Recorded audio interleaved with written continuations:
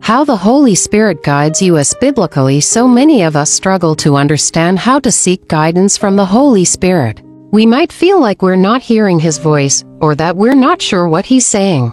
I think one of the reasons we struggle is because we're not sure what to expect. We might think that the Holy Spirit's guidance is going to be some kind of dramatic, over-the-top experience, when in reality, it's often much more subtle. We might be looking for a booming voice from heaven, when in reality, the Holy Spirit's guidance is often a gentle whisper in our hearts. Another reason we struggle is because we're not taking the time to listen. We're too busy, too distracted, too caught up in our own thoughts and worries. We're not creating space for the Holy Spirit to speak to us.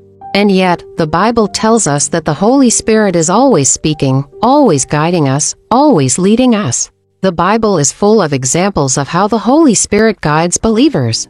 In John 16:13, Jesus says, "When the Spirit of truth comes, He will guide you into all the truth, for He will not speak on His own authority, but whatever He hears He will speak, and He will declare to you the things that are to come."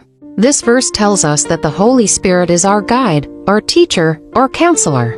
In Acts 13:2-3, we see the Holy Spirit guiding the early church leaders, telling them who to send out and where to go. This passage shows us that the Holy Spirit is actively involved in our lives, guiding us and directing us. Romans 8:26-27 says, "Likewise the Spirit helps us in our weakness. For we do not know what to pray for as we ought, but the Spirit Himself intercedes for us with groanings too deep for words. And He who searches hearts knows what is the mind of the Spirit, because the Spirit intercedes for the saints according to the will of God." This passage tells us that the Holy Spirit is our advocate, our helper, our prayer partner. I want to share a personal testimony with you. There was a time in my life when I was faced with a difficult decision. I was feeling stuck, unsure of what to do. I was praying and seeking guidance, but I just couldn't seem to get a clear answer.